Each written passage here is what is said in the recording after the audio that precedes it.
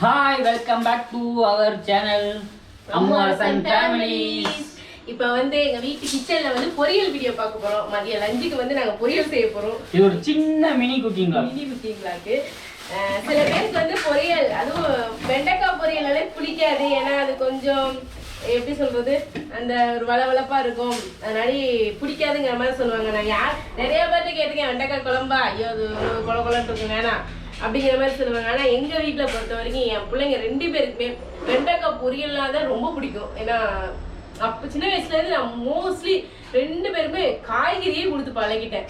என் பிள்ளைங்களுக்கு காய்கறி சாம்பார் வச்சு வீட்டில் எப்படியும் வீக்லி ஒரு நாள் கண்டிப்பாக சாம்பார் வச்சிருவேன். அதே காய் நிறைய போட்டு சாம்பார் வைப்பேன். ஒரு சில பேர் சாம்பார் ஒரு காய் 2 காய் போட்டு வைப்பாங்க. பட் நான் அப்படி வைக்க மாட்டேன், ஒரு 6 காய் 5 காயாக போட்டு வைப்பேன். அந்த காயை அதிகமாக புறக்கி சாப்பிடுங்க. சின்ன வயசுலேருந்து நான் அப்படி வச்சு கொடுத்தனாடி காய் ரொம்ப பிடிக்கும். வெண்டைக்காய் பொரியல் வந்து என் ஸ்டைலில் நான் எப்படி என் பிள்ளைங்களுக்கு செஞ்சு கொடுக்குறேங்கிறத பார்க்கலாம். அதுவும் காரம் கம்மியாக தான் செய்வேன். எப்படின்னு பாருங்க.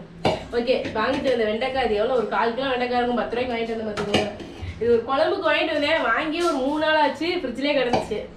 இப்போ எடுத்து இது நல்லா தண்ணி ஊற்றி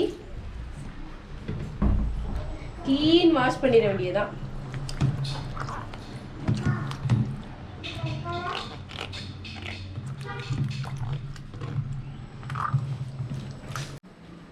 வெண்டைக்காயை நல்லா வாஷ் பண்ணிட்டு இட்லி துணி இல்லைன்னா நல்லா காட்டன் துணி, கிளீனான காட்டன் துணியில் வந்து நல்லா வந்து தொடச்சி எடுத்துக்கிட்டாச்சு.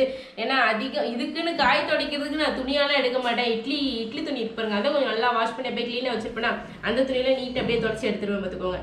எடுத்துட்டு இப்போ வந்து இதை வந்து பொரியல் சைஸ்க்கு வந்து இதை கட் பண்ணி எடுக்க போகிறேன்.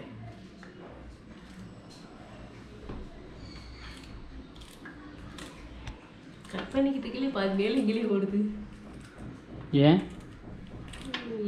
நானும் அதான் சரசரசன்னு கட் பண்ணிடுவேன். இங்கே யாரு கூட கட் பண்ணி தரவா? இல்லை போதும், கொஞ்சம் தானே இருக்கு. இதே அளவு, ரொம்ப பெருசாவும் இல்லை ரொம்ப சின்னதாகவும் இல்லை.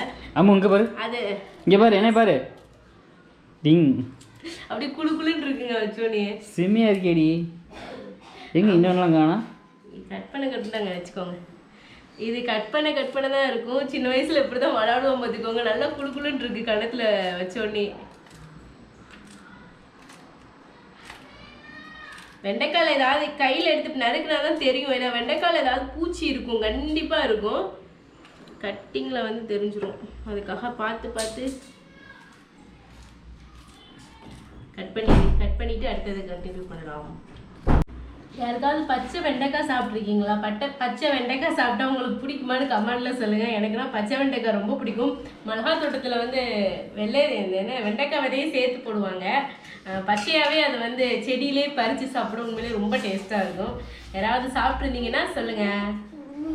அது போகலாம். நானே சாப்பிட்ருக்கேன், செடியில இருந்து பறிச்சு. அதுதான் நல்லாயிருக்கும். ஏய், என்னடா சாப்பிட்ற? காட்டுறா என்ன பாருங்க. வாய்க்கல ஏன்னா வாய்க்கல அப்புறமா அப்பா இதை எடுத்து வாய்க்கல போட்டு என்ன சாப்பிட்டுட்டு இருக்க போடா. ஓகே, அடுப்பு ஆன் பண்ணியாச்சு. வெண்டைக்காயை வந்து வெறும் சட்டியை தான் ஹீட் பண்ணி வதக்கணும். நான் வந்து இது அப்பளம் பொரிச்ச எண்ணெய் இருக்கு, நான் இதோடய சேர்த்து வதக்க போகிறேன். ஏய், அப்படி சேர்த்து வதக்கக்கூடாதுடி. அது வதங்கையில சரியாக வந்துடும். இந்த பாருங்க, அந்த வெண்டைக்காயில் வந்து இந்த இது இருக்கும், இதை சொல்கிறதுங்க, இந்த ஒரு இது இருக்கிறனால இது இருக்கிறனால தான் நிறைய பேர் இதை விரும்பி சாப்பிட மாட்டாங்க. இதை செய்யறதுக்காகவே ஒரு மாதிரியா இருக்குங்கிற மாதிரி. சரி, ஓகே, இதை வந்து எண்ணெய் ஹீட் ஆயிடுச்சு, எண்ணெயில சேர்த்துக்கிறேன் எல்லா வெண்டைக்காயும். எனக்கு தெரிஞ்சு வந்து வெறும் சட்டியில போட்டாதான் அந்த வளவளப்பு வந்து போகும். இந்த பிள்ளை வந்து பாத்தீங்கன்னா அந்த ஆயிலோடய போடுது, வளவளப்பு போகாது. நான் எப்படி செய்யறேனோ அப்படிதான் நான் செய்வேன். ஃபைனலி பாருங்க, கரெக்டா வந்துடும். ஓகே, வெண்டைக்காய் வந்து பார்க்க தான் நிறையா இருக்குது, ஆனால் அது கரெக்டாக ஒரு ஆளுக்கு தான் வரும், அந்த அளவுக்கு தான் இருக்கும் பார்த்துக்கோங்க.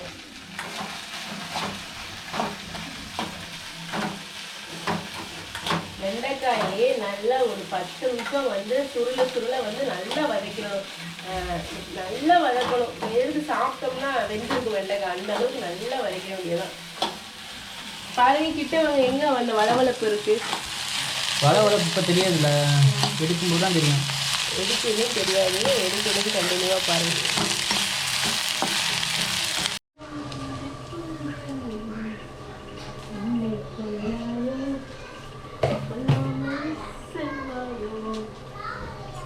இங்கிட்டு வாங்க. சிரிக்காத பயமா கிடக்கு. சரிங்க சிரிக்கிறேங்க. ஓகே வெண்டைக்காய் ஓகே வெண்டைக்காயை பார்த்தீங்கன்னா எவ்வளோ போட்டோம், இப்போ எவ்வளோ வந்து அப்படியே சுண்டி வதங்கியிருக்குன்னு பாருங்க. அந்த வளவளப்பு தன்மை கொஞ்சம் கூட இல்லை. நல்லா அது எண்ணெயிலே நல்லா சிம்மிலே வச்சு கொஞ்சம் ஹை ஃப்ளேம் கொஞ்சம் சிம் இப்படி வச்சு நல்லா எண்ணெயிலே வந்து சுண்டி வதக்கிட்டேன். இப்போ இதை டேரெக்டாகவே எடுத்து சாப்பிடலாம், அந்த அளவுக்கு இது வந்து ஃபுல்லாகவே வெந்துருச்சு. ஆனால் இப்போ நான் இதை வந்து உப்பே சேர்க்கவே இல்லை. இப்போ வந்து இதை தாளிக்கிறதுக்கு கொஞ்சம் வெங்காயம் நறுக்கிக்கலாம்.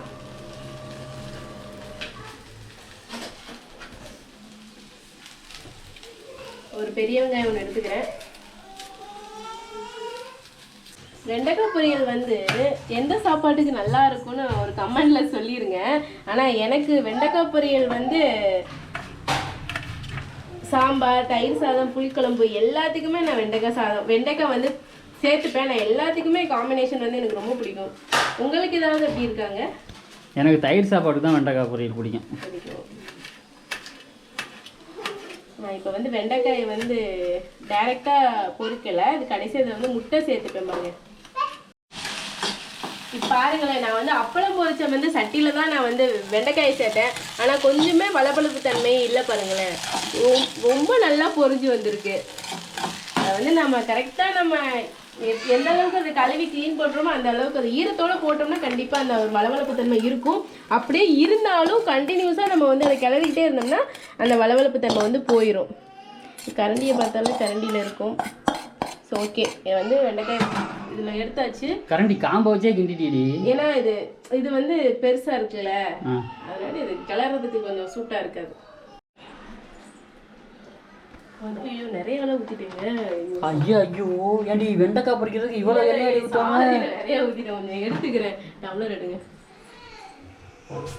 ஏதாவது சொதப்பிடுது. ஸோ எண்ணெய் தான் அதிகமாக ஊற்றிட்டே அப்படின்னா இந்த மாதிரி டம்ளர் எடுத்து அதில் வந்து மாற்றி ஊற்றிடுங்க. இது ஒரு ட்ரிக்கு. அடி பாவி, அதுக்கு எண்ணெய் அதிலே போட்டுக்கலாமே.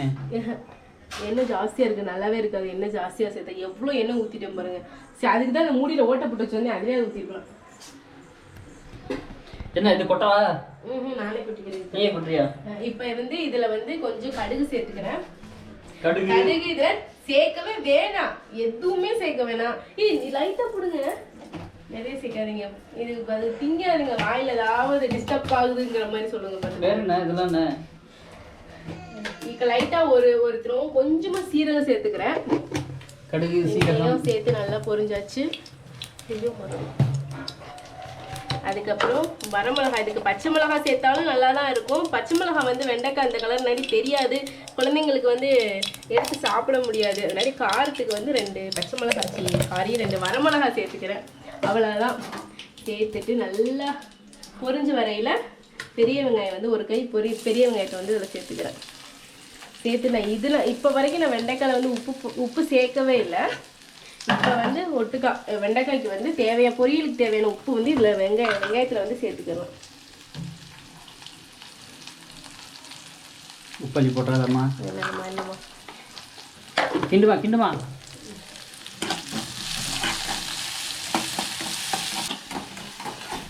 ஓகே, வெண்டைக்காய் பொரிச்சு இப்போ என்ன சாப்பாடு? காலைல வச்சு சுண்டல் குழம்பு இருக்கு, வெள்ளை சுண்டல் குழம்பு. காலைல வந்து பார்த்தீங்கன்னா எங்கள் வீட்டில் வெள்ளை சுண்டல், அப்புறம் வந்து உருளைக்கிழங்கு இந்த குழம்பு, உருளைக்கிழங்கும் சேர்த்து குழம்பு இது எடுத்துக்கலாம். இப்போ வந்து வெண்டைக்காய் பொரியல்.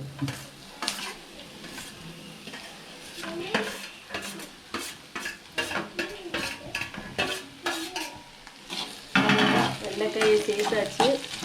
நம்ம இந்த ஸ்டேஜில் வந்து உப்பு டேஸ்ட் பண்ணி பார்த்து உப்பு பத்தலைன்னா உப்பை வந்து இதில் இது பண்ணிக்கலாம். நீங்கள் அழகாக இப்போ போட்டுக்கலாம் உப்பை. ஏங்க கரெக்டாக இருந்துக்குங்களா? நம்ம வெண்டைக்காயில் உப்பே சேர்க்கல, அப்போ வெங்காயம் கிடைக்கல, லைட்டாக அந்த உப்பு டேஸ்ட் கிடைக்கணும்ல, அதனால தான் அப்போ என்ன சேர்த்தேன். அவ்வளோதான், வெண்டைக்காய் பொரியல் ரெடி ஆயிடுச்சு. ஏன்னா வெண்டைக்காய் நம்ம நல்லா 10 நிமிஷம் அதிலேயே வதக்கியாச்சு, அதுவே வெந்துருச்சு. இது வந்து லைட்டாக அந்த ஒரு காரத்துக்கு அந்த மிளகா சேர்க்கணும், அதுக்காக தான் அந்த வதக்கி வந்து இதை கொட்டினேன். ஏன்னா லைட்டாக சாம்பார் பொடி சேர்த்தோம்னா இன்னும் டேஸ்ட்டாக இருக்கும். பட் அந்த காரம்னு சொல்லிட்டு சாப்பிடாதுங்க பிள்ளைங்க. இப்போ வந்து இதுல வந்து இந்த ஸ்டேஜ்ல வந்து முட்டை சேர்க்கறதுனா சேர்த்துக்கலாம். கண்ணாட ஒரு வார்த்தை கேட்டுங்க. சரினா வெண்டைக்காயில முட்டை சேர்க்கவா இல்ல வெண்டைக்காயை சாப்பிடுறியா அப்படியே? வெண்டைக்காயிலையா? சரி. எனக்கும் வெண்டைக்காயில முட்டை போட்டா பிடிக்காது. பீக்கங்காயில முட்டை போட்டா பிடிக்கும், சாப்பிடுவேன், சூப்பரா இருக்கும். ஆனால் வெண்டைக்காயில முட்டை போட்டா எனக்கு சுத்தமாக பிடிக்காது. எல்லா காயிலுமே முட்டை சேர்ப்பேன்னா இதுல சேர்ப்பேன், உருளைக்கிழங்குல சேர்ப்பேன். வந்து எல்லா காயிலையும் முட்டை சேர்ப்பா, நெய் சேர்ப்பா, இந்த மாதிரி விஷயங்கள்லாம் சேர்ப்பா. உருளைக்கிழங்குல நான் அதிகமா பொரியல் காயில முட்டை சேர்க்கறதுன்னா உருளைக்கிழங்குல முட்டை சேர்ப்பேன், புடலங்காயில முட்டை சேர்ப்பேன், வெண்டைக்காயில முட்டை சேர்ப்பேன், வேற இதுல பீக்கங்காய், முருங்கைக்கீரைல கூட முட்டை சேர்த்து பொரிப்பேன் நான். ஓகே, இப்போ வந்து டேஸ்ட் லைட்டா எடுத்து நான் வந்து கரண்டிக்காமல கிளறேன்னு எது நினைச்சுக்கிறாதீங்க. என்னை இப்படி நான் ரெடி பண்ணாதான் எனக்கு வந்து அது வந்து கொஞ்சம் அதுவே வாயில வரமாட்டுது.